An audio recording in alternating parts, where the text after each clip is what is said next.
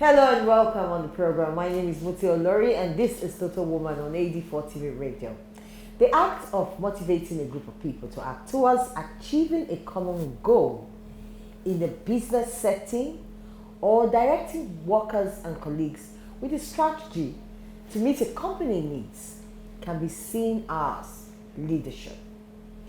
How a leader leads his followers or her followers will either make or mar the entire group.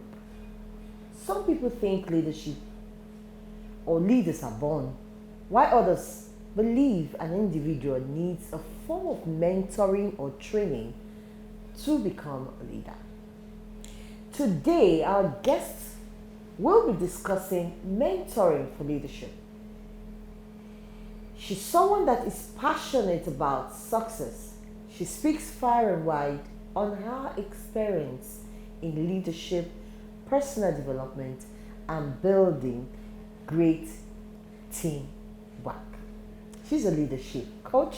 Please join me to welcome my guest, Ife Oluwapo Onariwaju. Thank you very much. Thank you for joining us today. So, leadership. What is leadership? And who would you say is a leader? Simply put, leadership is influence, ability to get a group of people or an individual to do something as a result of influence that has been impacted over time. That's a simple definition of leadership for me. So who's a leader? A leader is someone who can coordinate resources, human resources, financial resources for accomplishing a set goal. Simple. Very simple. Okay. Leadership is influence. And a leader is someone who can put all these resources together to accomplish a goal. So does it mean anyone can become a leader? Anyone who is willing to go through the process of learning about leadership can be a leader. And everyone has what it takes to be a leader. Now, some people say leaders are born, some say leaders are made. So what school of thought do you belong to? I belong to the school of thought that every one of us have the potential for leadership, the latent potential. Our being able to execute or exude leadership is all about how well we can fan that potential to flame. So whilst we have the potential in, would I say potential energy? If there's no energy added to it, it can become kinetic energy. So everyone has it in us. That is why somebody who is born into a family and has a younger one behind him is automatically a leader, even though he might not reflect or depict leadership characters or leadership traits. But for having someone that is looking up to him or her, he's already a leader as it is. So I'm of the school of thought that we all have leadership potentials, but to be a good leader, you need to work on yourself to become a good leader. So I'm on the school of thought of both. Leadership comes with us, but for you to be a good leader, you need to be made. Yes. Okay. So so how do we differentiate between someone who has the leadership in him and someone who has to learn, leadership? Okay. You discover that people who you say have leadership in them, if you go and find out, they probably grew up in an environment where probably their parents exuded leadership traits. Probably they are business owners or are managers. So somehow it rubs up on them from childhood. So naturally they tend to exude leadership traits. But for people who don't have that opportunity or that experience, they can learn it. You can actually go to school to learn about leadership. You can also learn by observation. It doesn't always have to be by going to school. We can also learn by reading books. So for either side of the pendulum, it can be we can improve on it. For people who actually who have leadership, would I say that looks as if they are inborn with leadership, if they don't work on it, they cannot be good leaders. Yes. Some people say just come. So are there different forms of leaders or leadership? There are different forms of leadership, but the bottom line at the end of the day is you have to work on yourself. whoever is a leader, either you have it in you or you want to be a leader, you have to improve on yourself by exposing yourself to environments and resources and materials that help you to grow and develop your leadership So let's potential. talk about those resources, those materials, those things you need to expose yourself to for you to become a leader. Because one of the major problems we have in Africa in particular, but all over the world, is the problem of leadership. Yes. Good leadership. We've seen the cases of the United States in America. We've seen cases in all parts of the world, including our own nation, that leadership is a big problem. So what are those things we need to be exposed to?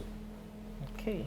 For us to now begin to say, okay, we're getting it right now as leaders and good leadership for the nation. Okay. To develop our leadership potential, I will keep using the word potential because it's latent if it's not fanned to flame. We need to identify good leadership. There is what is called copying. You can actually see something good in someone and copy. For instance, I was listening to a program on TV when the new EFCC chairman was giving his speech, or he was doing a presentation to the House, and I observed his courage, his way and manner of speaking, and it made me to see that what I'm trying to talk about, copying good things. He was talking generally, nice talk, nice presentation, but I was just being very curious and inquisitive. I said, I'm sure this person has been following his leaders over time. I couldn't see any form of jittery or anything that looked like he wasn't prepared for that position. His presentation caught my attention for 12 good minutes. And that makes me to see that when you see a leader or somebody who exudes something that you like or admire, you can pick things from there and begin to practice it. After watching that video, I now went to the mirror and was looking at myself, and I started doing a presentation. I assumed that the president was there were governors, and I realized that there's a protocol in addressing people in different audiences. How I will address an audience of school students is different from how I will address an audience of directors in civil service. It will be different from how I will address an audience of presidents of nation. And it made me to see that everything can be learned. They are very tiny cues, but they can be picked. So for leadership, one of the resources is being observant and being curious. How do good leaders behave? How do they comport themselves? How do they live? What are the things that are natural to them that we can pick? For instance, things like timeliness, keeping to time, and things like that. As simple as they are ingredients that make up a good leader. Don't let me take the... I believe I've exhausted the point, but if you still want me to talk more on it, I can still continue on it, on the resources. During this COVID era, yes, one thing that came to the fore on social media was the fact that nations where women were leaders, these countries had limited or minimum effect of COVID-19 on its citizenry. Would you say there's something called female style of leadership, or is leadership gender? Well, I believe because of the female wiring, there are some certain flavor that comes with leadership that cannot be replicated in a man, no matter how well they try, because we are wired to be nurturers. So there is something about female leadership that is totally different from the way a man will lead, no matter how much he tries. So for the aspect of nations who had good, would I say, from what you said about the fact that they were able to manage the situation well, I believe the nurturing component of the woman might have been an aspect that keyed in for them. Because a woman is a natural nurturer. Whether married or not married, we have it in us. It's a wiring that we cannot remove. So I believe it's something that distinguishes female leaders. No matter how hard a woman may look or behave or may be strict, that thing in us is always there that enables us to be able to lead effectively. And why is my country, Nigeria, different? We'll take that question when I come back. It's AG4 TV Radio, and this is Total Woman. We'll take a short break, and when we come back, we'll be looking at why is it a little bit different in our environment. How can women begin to deep down into their instincts and become better leaders in our country? Don't go away. I can be all I ever dreamed of, oh yeah. I am a total woman. I am a total woman.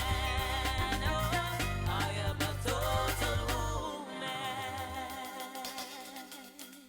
All right, you're welcome back. It's the Total Woman on AG4 TV Radio. My name is Muti Olori, and my guest, Ifeoluwapo Laraju, who is a leadership coach, has been explaining to us the difference between formed leaders and born leaders, okay? But we all have the capacity to become who we want to be if we are willing to learn. Yes. That's what he said, if we're willing to learn. And then from your explanation, the fact that as genders, women, there's a natural instinct for us to nurture. And if we try to bring that in place or in play in any way we find ourselves, we could do better. I mean, Definitely. taking the fact that women leaders all over the world, what they're doing. Now, what is the situation with our country? Why is it that that instinct in us is not being seen and used in leadership capacity, or has not propelled us or pushed us to take over leadership in our country? Well, for the Nigerian terrain, I believe that there are so many factors that contribute to this. And for me, I see us better than we were some 20 years ago. We're a work in progress, and it's a gradual thing. Leadership from time memorial has always been a man thing. It has always been looked at as if it's a masculine thing. It's a masculine department, and females don't have any right to trifle in that. But things have changed now, and women are actually taking leadership positions in very strategic positions. It's a gradual thing, like I said. For instance, there is this thing that I've been seeing on social media: 4 prominent women, the chairman of First Bank, chairman of GTB, chairman of 2 other banks, and they are all women. It tells me that there's something that is going on, and women are gradually taking leadership positions in very key places. For instance, those are deep financial sectors, and they are headed by women.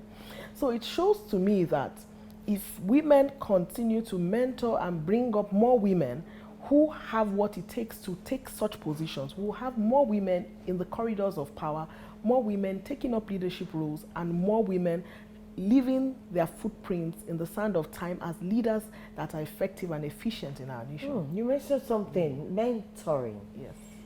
How powerful is mentoring in leadership? Mentoring is the way a leader can replicate himself in others. Without mentoring, a leader's capability dies with the leader. So one of the signs of a great leader is ability to bring up other leaders. You are not yet an efficient and effective leader if you don't have other leaders that have been raised by you.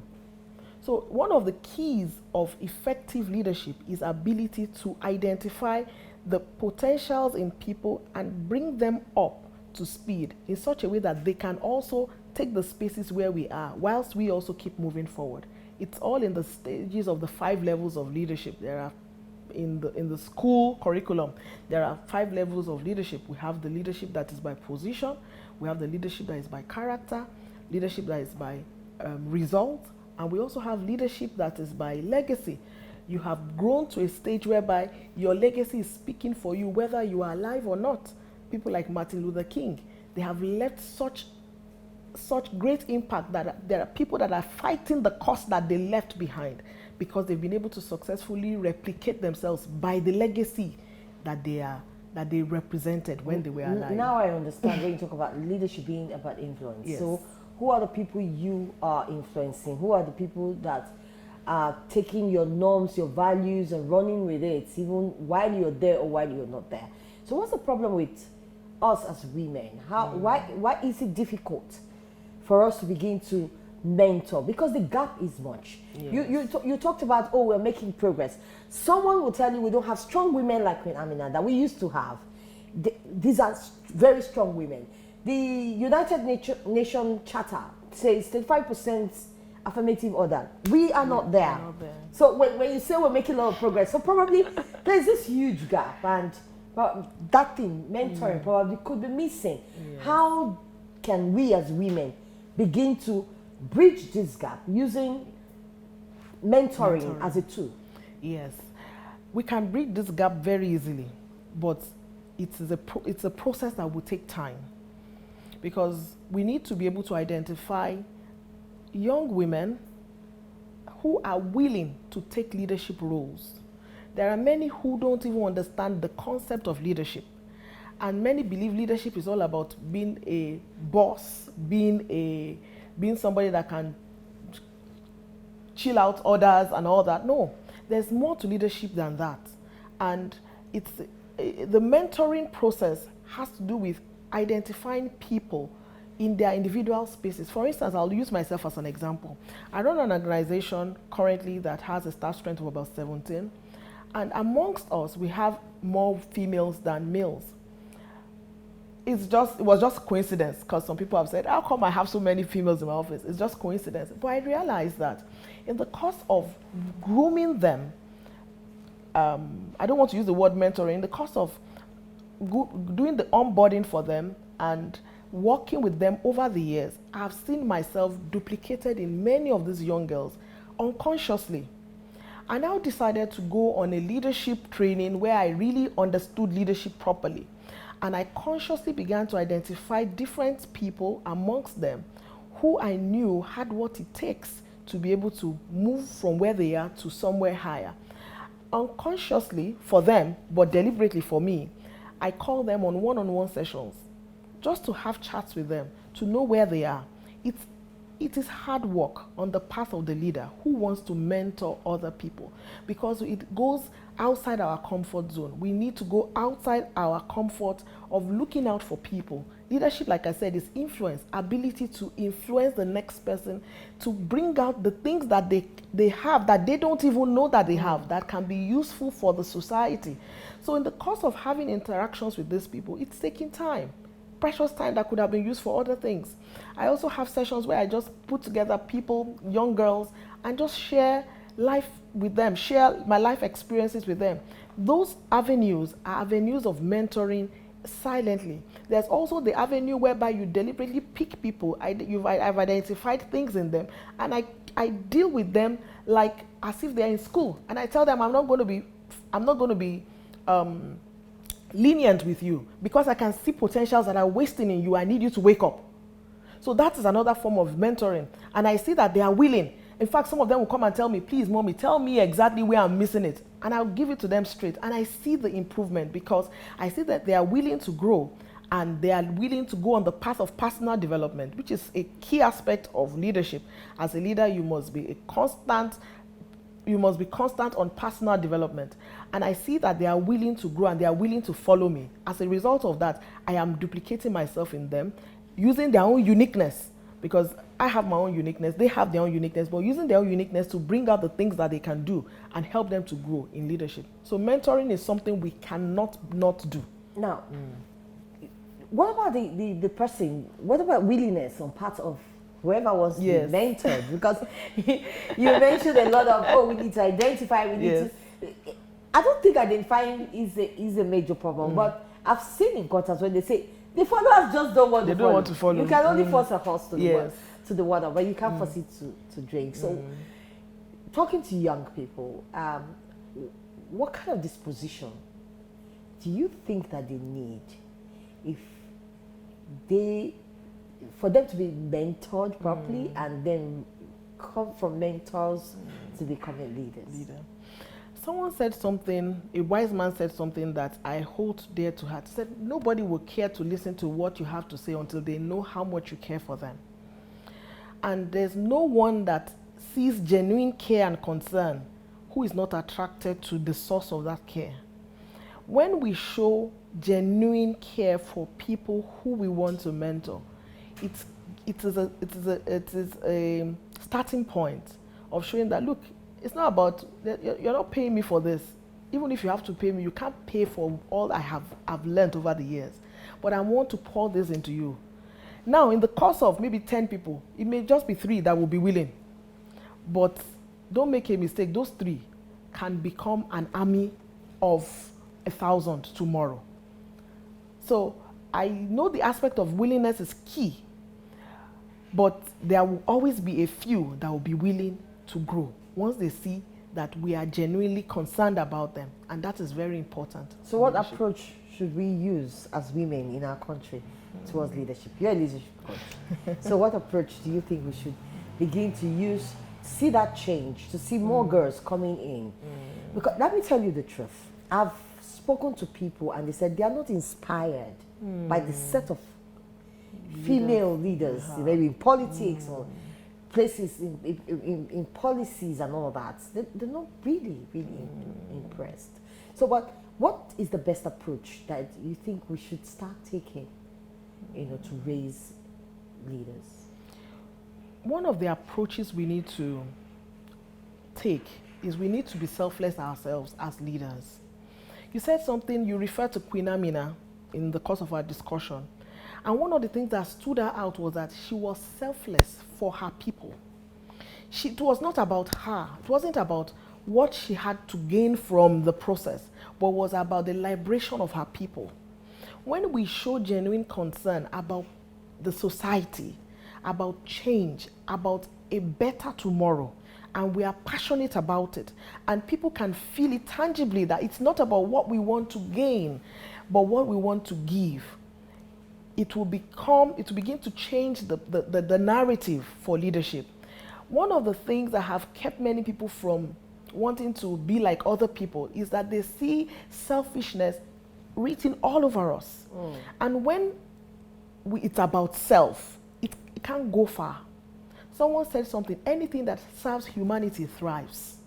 Anything that serves humanity will always thrive. That is why goats and chickens and cows will always multiply. But you see that lions and tigers are going extinct because they don't serve humanity. So anything that is showing genuine concern for humanity will always thrive. Not by the words we say, but by our action and genuine concern for a better tomorrow for the society and for our nation. I believe that if we can embrace that kind of attitude and genuinely, sincerely show it in our way of behaving with people and our way and manner of relating with people, it will go a long way in beginning to inspire people, young people, to want to attain to leadership. Many young people today want to become leaders because of what they would gain. They are thinking of, the people in Senate are earning so that let me enter so that I can also earn and also have something. We don't know what tomorrow. So if it's all about what I will gain, I tell you, we still have a long way to go. But once it becomes about how to make the environment better, then we have started the journey of improving the environment as per leadership. Wow, that's quite enlightening. You know what? People actually say charity begins at home. Yes. And if we as mothers are natural nurturers, what do you think we should begin to do differently so that we can raise and take away the stereotype and raise girls who will consciously begin to think as leaders other than, I'm just a girl. And maybe, like you said, I would just, men will say, hey, she will go out and change her name now and bear someone else. But how do we, so that we can bridge that gap, because it's so wide? It's wide. I mentioned something earlier, and I talked about personal development in person, and I think I may have to do a lot of emphasis on that. Personal development has to do with looking at yourself holistically, looking at every aspect of your life and working on it as a whole. There are so many people who are career driven at the expense of so many other things in their lives. Some are spiritually driven at the expense of so many things. And we all have those things. But for us to be able to start leading and raising effective leaders from our homes, talking about our homes, we ourselves have to be what we want to see in these children. we can't pour from an empty cup. What we don't have, we can't give. So a mother that insists that, yes, you must do this, you must do that, but is not living it, there's nothing for the child to copy. The children coming are replicas of the adults that have gone ahead. So for us to have a change, people like you and I, and so many people who are watching this program, should begin to look for how can I improve on myself so that I can confidently raise other people to be like me in this area. We have financial literacy that many women don't even understand. We have emotional intelligence that is so, many people are so far from it. Women flip up at the least thing, and you realize that we begin to raise children who have the same character, same traits, and such people, it's difficult for them to be able to hold leadership positions if they don't have good emotional intelligence. There are so many things, health-wise, hygiene, so many things. So as a woman, as a mother, I believe we need to pay attention to ourselves because we are replicating ourselves in our children. So if we have not yet gotten it, they can't get it. So it starts from us. Like our own dear Mother Teresa will say, the change you want to see begins with you. Yes. And John Maxwell crowns it up by saying, leadership is about influence, no more, no less. Thank you very much for being my guest on the show today. Mentoring is key and it begins from home. If you and I will begin to pour ourselves into the younger ones, then we are sure of the future of your home first and the future of a nation. But how do you pour something that you don't have? That's a question I'm leaving for you to answer. My name is Muti Olori, and I'll see you again on the show next week. Bye-bye.